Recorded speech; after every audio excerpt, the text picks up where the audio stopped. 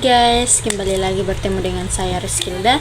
Di sini saya akan melanjutkan materi sebelumnya, yaitu dari Trauma Center yang berkaitan dengan mata kuliah Interprofessional Education.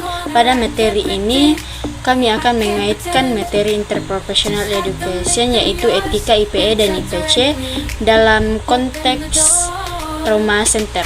Nah, dalam materi ini, pendidikan interpersonal atau IPE dalam komunikasi interpersonal IPC serta etika yang terkait dalam konteks alur cerita Trauma Center, khususnya pada episode 3 dan 4.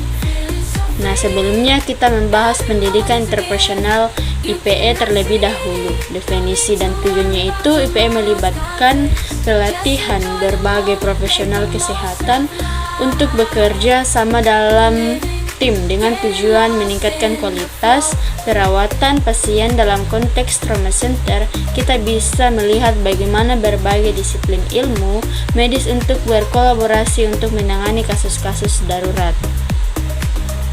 Nah, berikutnya yaitu komunikasi interpersonal IPC, definisi dan pentingnya. IPC adalah aspek penting dari IPE yang menekankan komunikasi efektif antar anggota tim medis. Komunikasi yang baik sangat penting dalam situasi kritis seperti yang sering terjadi dalam Trauma Center.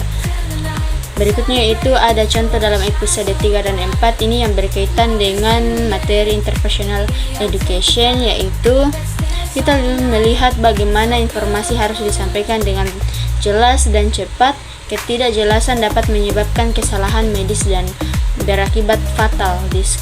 Diskusi kasus, yaitu tim medis sering kali mengadakan diskusi kasus untuk mengevaluasi pendekatan mereka terhadap pasien.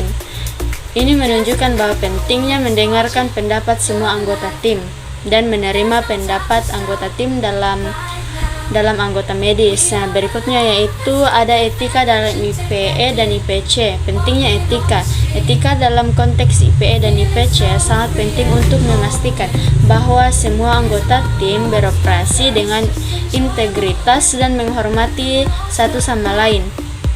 Yang ini juga mencakup prinsip-prinsip seperti keadilan, otonomi, dan tanggung jawab dalam anggota tim. Nah, berikutnya itu ada beberapa contoh dalam episode 3 dan 4. Yang pertama itu penghormatan terhadap otonomi pasien, yang artinya yaitu situasi di mana keputusan sulit harus dibuat. Tim medis harus mempertimbangkan keinginan pasien. Ini mencerminkan penghormatan terhadap otonomi pasien. Yang berikutnya itu mendukung satu sama lain rekan kerja, juga mencakup dukungan antar rekan kerja. Dalam episode ini juga kita dapat melihat bagaimana anggota tim saling mendukung secara emosional ketika menghadapi tekanan yang tinggi.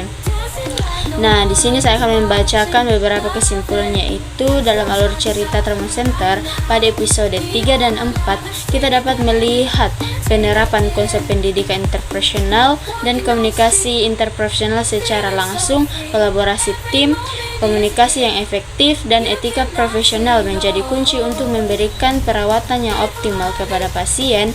Melalui pengalaman ini, karakter-karakter dalam cerita memberikan pelajaran untuk bekerja lebih baik sebagai satu kesatuan, meningkatkan hasil keperawatan pasien. Sekian dulu episode dari Trauma Center yang berkaitan dengan etika IPE dan IPC dalam mata kuliah Interpersonal Education. Selanjutnya kita akan membahas beberapa episode berikutnya di materi berikutnya.